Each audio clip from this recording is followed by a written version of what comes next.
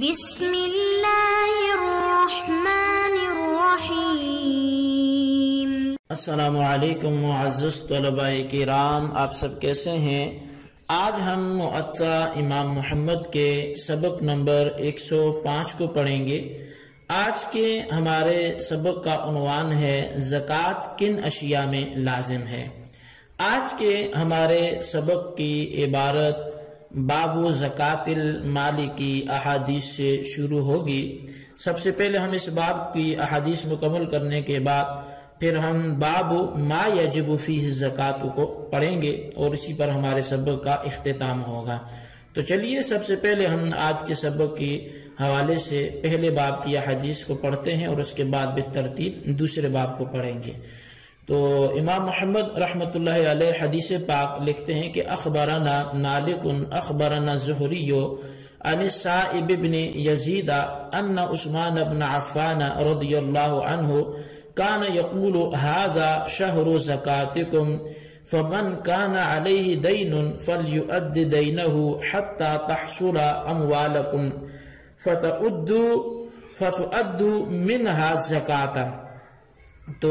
نبی علیہ السلام کے حوالے سے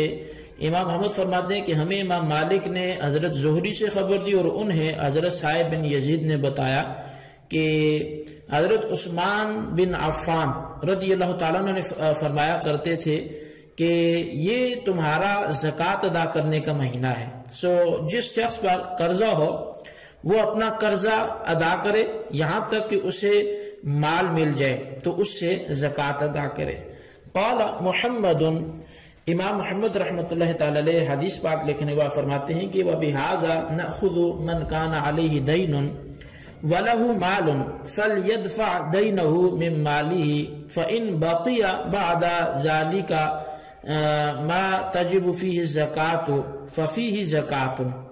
وَتِلْكَ 100 دِرْهَمٍ أَوْ 20 مِثْقَالًا ذَهَبًا فَصَاعِدًا وَإِنْ كَانَ الَّذِي بقي أقل من ذلك بعد ما يدفع من ماله الدين فليست فيه زكاة وهو قول أبي حنيفة رحمة الله عليه۔ امام محمد فرماتے ہیں کہ ہمارا اسی پر عمل ہے کہ جس پر قرض ہو اور اس کے پاس کچھ مال بھی ہو تو اسے اپنے مال سے پہلے قرض ادا کرنا چاہیے، پھر اگر اس مال کا کچھ حصہ بچ جائے کہ جس پر زکوٰۃ واجب ہوتی ہو تو اس میں زکوٰۃ واجب ہوگی،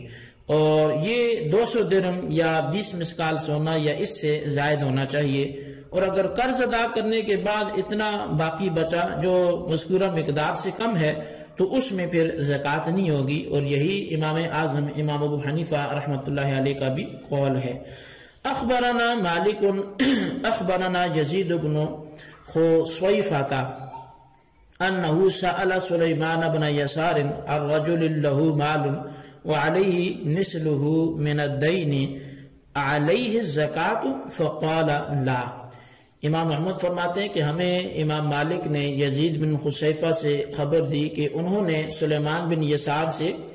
ایسے شخص کے بارے میں پوچھا کہ جس کے پاس مال تو ہے لیکن اس پر اتنا ہی قرض بھی ہے، کیا اس پر زکوٰۃ واجب ہوگی؟ تو انہوں نے جواب دیا نہیں۔ قال محمد وبهذا نأخذ وهو قول ابی حنیفہ رحمۃ اللہ علیہ۔ امام محمد فرماتے ہیں کہ ہمارا اسی پر عمل ہے اور امام اعظم امام ابو حنیفہ رحمۃ اللہ علیہ کا بھی یہی قول ہے۔ تو ان دونوں روایات میں بطریقہ اختصار یہ مسئلہ ذکر کیا گیا ہے کہ مقروض کے پاس اگر اتنا مال ہے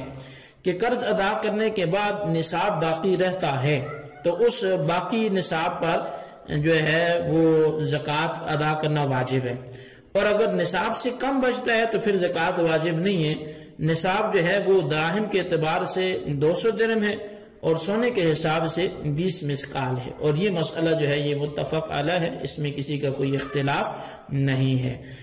اب دوسرا باب ہے جی باب ما یجب فیہ الزکاۃ، کہ باب ہے ان اشیاء کے بارے میں جن میں زکوٰۃ لازم ہے۔ اخبرنا مالک اخبرنا محمد بن عبد اللہ بن عبد الرحمن بن ابی صعصعۃ عن ابیہ عن ابی سعید الخدری رضی اللہ عنہ ان رسول اللہ صلی اللہ علیہ وسلم قال لیس فیما دون 5 اوسق من التمر صدقۃ ولیس فیما دون 5 اواق من الورق صدقۃ ولیس فیما دون 5 زود من الابل صدقۃ۔ امام محمد فرماتے ہیں کہ ہمیں امام مالک نے، اور وہ فرماتے ہیں کہ ہمیں محمد بن عبداللہ بن عبد الرحمن ابو صعصع سے وہ روایت کرتے ہیں کہ حضرت ابو سعید خدری رضی اللہ تعالیٰ عنہ بیان کرتے ہیں کہ رسول اللہ صلی اللہ علیہ وسلم نے فرمایا کہ 5 وسق سے کم کھجوروں کی زکوٰۃ نہیں ہے، اور نہ ہی 5 اوقیہ سے کم چاندی پر زکوٰۃ ہے، اور نہ ہی 5 اونٹوں سے کم اونٹوں پر زکوٰۃ ہے۔ قال محمد وبهذا نأخذ وكان ابو حنیفة يأخذ بذلك الا في خصلة واحدة فإنه كان يقول فيما أخرجت الأرض الأشر من قليل أو كثير إن كانت تشرب سيحا أو تسقيها السماء وإن كانت تشرب بغرب أو دالية فنصف أشر وهو قول ابراہیم النخعی ومجاہد۔ امام محمد فرماتے کہ ہمارا بھی یہی مذہب ہے، اور امام صاحب امام اعظم امام ابو حنیفہ رحمۃ اللہ تعالی علیہ بھی یہی کہا کرتے تھے۔ صرف ایک مسئلے میں امام اعظم کا موقف الگ ہے، آپ فرماتے ہیں کہ ایسی زمین جو عشری ہو، اگر اسے آسمانی بارش یا سیلاب سے سیراب کیا گیا ہو تو اس میں عشر ہے، اور اگر اسے ڈول یا کنویں سے سیراب کیا گیا ہو تو اس میں نصف عشر ہے، اور یہی قول حضرت ابراہیم نخعی اور حضرت مجاہد کا بھی ہے۔ تو اب سونے اور چاندی پر زکوٰۃ کے حوالے سے اصول یہ ہے کہ سونے اور چاندی پر زکوٰۃ واجب اس وقت ہوتی ہے جب ان کا نصاب مکمل ہو، اور مال تجارت پر بھی نصاب مکمل ہونے پر ہی زکوٰۃ واجب ہوتی ہے۔ اس پر تو تمام ائمہ کرام وہ متفق ہیں۔ ان کے علاوہ جو دیر پا زمینی پیداوار ہے، مثلا گندم ہے، کھجور وغیرہ ہے، تو اس پر امام اعظم امام ابو حنیفہ رحمۃ اللہ علیہ کے نزدیک نصاب نہیں ہے، بلکہ قلیل و کثیر سب کی زکوٰۃ ہوگی۔ اب تھوڑی ہو زیادہ ہو تو وہاں نصاب کی مقدار کو نہیں دیکھا جائے گا۔ اس کا دار و مدار زمین کی سیرابی پر ہوگا۔ اگر بارش سے پیداوار ہوتی ہے تو اس میں 10واں حصہ جو ہے وہ لازم ہے، اور اگر کنویں یا دیگر انسانی محنت سے جیسے سیراب کیا جاتا ہو، جیسے ٹیوب ویل ہمارے ہاں آج کل ہوتے ہیں، تو پیداوار کا 20واں حصہ پھر بطور زکوٰۃ دینا ہوگا۔ دیگر ائمہ کے نزدیک یہاں بھی نصاب ہے جو 5 وسق ہے۔ ایک وسق میں 60 سا غلہ ہوتا ہے، جبکہ 1 سا 80 تولہ والے سیر کے حساب سے تقریباً 4.5 سیر یہ بنتا ہے۔ تو اس حساب سے ایک وسق میں 6 من 30 سیر غلہ آیا، اور 5 وسق میں 33 من 30 سیر غلہ ہوا۔ تو ان ائمہ کے نزدیک کہ اس سے کم مقدار جو ہے اس پر کم مقدار غلہ پر زکوٰۃ نہیں ہوگی، یعنی جو اس میں مقدار کو دیکھتے ہیں تو ان کے نزدیک جو اتنی مقدار نہ رکھتا ہو تو اس پر زکوٰۃ نہیں ہوگی، جبکہ امام اعظم امام ابو حنیفہ رحمۃ اللہ تعالی علیہ کی جو مذہب ہے اس کی بنیاد یہ نہ سمجھی جائے کہ وہ محض قیاس کر رہے ہیں، بلکہ قرآن و حدیث اس پر شاہد ہیں۔ قرآن کریم میں وَمِمَّا أَخْرَجْنَا لَكُم مِّنَ الْأَرْضِ، زمین میں سے جو کچھ بھی ہم نے پیدا کیا تمہیں اس کی زکوٰۃ دینا لازم ہے۔ تو اس آیت کے الفاظ میں بھی 5 وسق یا کم یا زیادہ کی کوئی قید نہیں ہے۔ تو اسی طرح حدیث پاک میں جو ہے وہ آیا کہ ما اخرجتہ الارض ففیہ العشر، کہ زمین جو بھی اگائے گی تو اس میں عشر لازم ہوگا۔ تو یہ بھی جو آیت ہے وہ یہ بھی جو حدیث ہے وہ اس آیت مذکورہ کی طرح وہ مطلق پیداوار پر زکوٰۃ کے واجب ہونے پر دلالت کرتی ہے۔ اسی طرح صحیح بخاری مسلم میں مختلف جو ہے وہ ابواب ہیں، اور ان میں مختلف اس طرح کی احادیث لکھی ہیں۔ بالخصوص مصنف عبد الرزاق میں ایک حدیث پاک لکھی ہے، وہاں عبد الرزاق وہ روایت کرتے ہیں امام اعظم سے، وہ حماد سے اور وہ ابراہیم سے، اور وہ فرماتے ہیں کہ قال فی کل شیء انتبت الارض العشر، کہ زمین تھوڑا بہت جو کچھ بھی پیدا کرے گی اس میں عشر لازم ہوگا۔ تو خیر ان روایات میں بھی کوئی نصاب مقرر نہیں کیا گیا، یعنی جیسے امام اعظم کا نظریہ ہے کہ 5 وسق یا ایسی کوئی مقدار مقرر نہیں ہے، تو ان روایات میں بھی کوئی نصاب مقرر نہیں کیا گیا، لہٰذا مذکورہ آیت اور روایات ہی امام اعظم امام ابو حنیفہ رحمۃ اللہ علیہ کے مذہب کی بنیاد ہیں جو ذکر کر دی گئی۔ اب جو ہے وہ ان روایات کو بھی تھوڑا سا ہم دیکھتے ہیں کہ جن میں 5 وسق سے کم مقدار پر زکوٰۃ کا وجوب نہ ہونا ذکر کیا گیا ہے۔ تو بات دراصل یہ ہے کہ 5 وسق کی مقدار وہ تاجر حضرات کے لیے مقرر کی گئی تھی، یعنی مال تجارت پر زکوٰۃ اس وقت لازم ہوگی جب وہ 5 وسق تک ہو۔ نبی علیہ الصلوۃ والسلام کے دور میں کھجوروں کے 1 وسق کی قیمت 40 درہم تھی اور 5 وسق 200 دراہم کے برابر ہوئے، جو چاندی کا نصاب بھی ہے۔ تو خلاصہ یہ ہوا کہ تاجر کے مال تجارت پر زکوٰۃ اس وقت واجب ہوگی جب اس کی مالیت 200 درہم کے برابر ہو، اور اگر یہ تعویل نہ کی جائے بلکہ 5 وسق زمین کی پیداوار سے مراد یہ جو ہے وہ 5 وسق ہی لیا جائے، تو پھر 5 وسق والی روایات اور جو ہم نے مطلقاً پیداوار والی ایک آیت اور حدیث جو ہے وہ پڑھی ہیں تو ان میں پھر تعارض آ جائے گا۔ تو اس صورت میں امام اعظم امام ابو حنیفہ رحمۃ اللہ علیہ کا جو قول ہے وہی احتیاط پر مبنی ہے، یعنی بہتر یہی ہے کہ قلیل و کثیر پیداوار کی جو ہے وہ زکوٰۃ ادا کی جائے، یہی صحیح ہے۔ اس میں غربا کا بھی بھلا ہے اور دینے والے کو بھی بہرحال وہ ثواب تو ضرور ملے گا، تو واجب کا نہ صحیح لیکن نفلی کا ثواب تو ملے گا ہی۔ تو تیسری قسم کی جو پیداوار ہے جو دیر پا نہ ہو، جیسے پہلے ہم نے کہا دیر پا جیسے گندم کھجور وغیرہ، تو اب جو دیر پا نہ ہو یہ تیسری قسم کی پیداوار ہے جیسے کہ سبزیاں۔ تو امام اعظم امام ابو حنیفہ رحمۃ اللہ علیہ کے نزدیک جو ہے وہ ان پر بھی قلیل و کثیر کی زکوٰۃ ہے، سبزیوں پر بھی، اور اس کی دلیل بھی وہی آیت مبارکہ ہے اور وہی احادیث ہیں جو ابھی ذکر کر دے گی۔ تو لہٰذا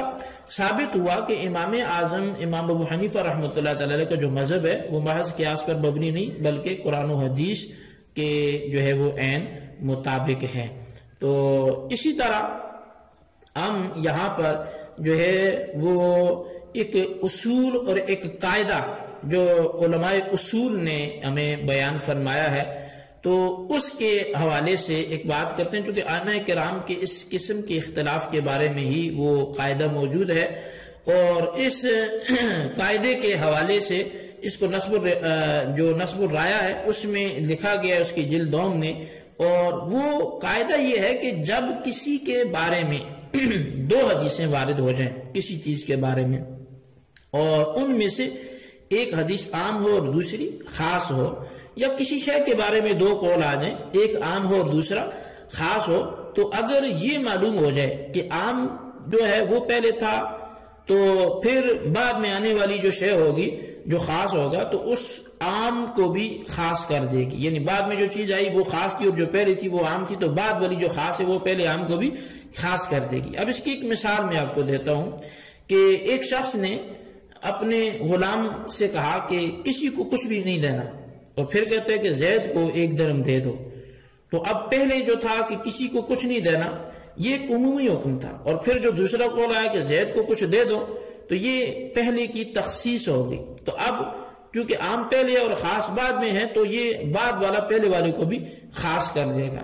اور اگر یہ معلوم ہو کہ عام حدیث جو ہے وہ بعد میں وارد ہوئی تھی تو اس صورت میں عام جو ہے وہ پہلے والے خاص کی ناسخ بن جائے گی۔ اس کی مثال بھی یوں سمجھے کہ ایک شخص اپنے غلام سے کہتے ہیں کہ زید کو 1 درہم دے دو، اور پھر کہتے ہیں کسی کو کچھ نہ دینا، یعنی پچھلی مثال کا الٹ ہو گیا۔ تو اب پہلے جو کہا تھا زید کو کچھ دے دو تو یہ ایک مخصوص حکم تھا، اور جب دوبارہ کہا کہ کسی کو کچھ مت دینا تو اب خاص کے بعد عام آ گیا، تو عام نے خاص کو کیا کر دیا؟ منسوخ کر دیا۔ تو دوسرا قول جو ہے وہ پہلے کے لیے کیا بن جائے گا؟ ناسخ بن جائے گا، اور یہ عیسیٰ بن ابان کا مذہب ہے اور اسی پر عمل بھی ہے۔ محمد بن شجاع بلخی نے کہا کہ یہ تفصیل اس وقت کام دیتی ہے جب عام اور خاص روایت کی تاریخ معلوم ہو، اور اگر تاریخ کا علم نہ ہو سکے تو عام کو بعد میں کہی جانے والی ازرو احتیاط سمجھیں گے۔ ہمارے جو یہاں پہ مسئلہ زکوٰۃ کا چل رہا ہے تو اس میں بھی احتیاطاً جو ہے وہ تقدیم و تاخیر کا چونکہ کوئی مخصوص علم نہیں ہے زکوٰۃ والے مسئلے میں، تو اس لیے یہاں بھی احتیاطاً عام کو مؤخر مانا جائے گا، جو امام اعظم امام ابو حنیفہ رحمۃ اللہ تعالی علیہ کی مستدل روایات ہیں جن سے وہ استدلال کرتے ہیں، وہ آیت مبارکہ وَمِمَّا أَخْرَجْنَا لَكُم مِّنَ الْأَرْضِ، یا وہ حدیث ہو کہ ما اخرجته الارض ففيه العشر۔ تو اب چونکہ ان کا ہمیں تقدیم و تاخیر کا پتہ نہیں ہے، تو اس لیے احتیاط اسی میں ہے کہ ہم پھر عموم پر ہی اسے ناسخ پر ہی ان کو معمول کریں، اور اسی نظریے پر پھر جو بھی شے زمین کی پیداوار ہو اس پہ زکوٰۃ لازم کرے۔ تو بہرحال یہ احناف کا مذہب تھا جو آپ نے سماعت کیا، اس کو اچھی طرح سمجھیں، اس کے خلاصہ اپنے رجسٹر پر ضرور لکھیں، بالخصوص ان سوالات کے جوابات دیں۔ سوال نمبر 1 یہ ہے کہ سونا چاندی کتنا ہو تو اس پر زکوٰۃ لازم ہوگی، اور سوال نمبر 2 یہ ہے کہ زمین کی پیداوار کی مقدار کتنی ہو تو اس پر زکوٰۃ لازم ہوگی۔ امام اعظم کا مذہب تحریر کریں۔ اللہ تبارک و تعالیٰ سے دعا ہے جو کچھ ہم نے پڑھا سنا سے یاد رکھنے کی توفیق نصیب فرمائے، آمین بجاہ النبی الامین صلی اللہ علیہ وسلم۔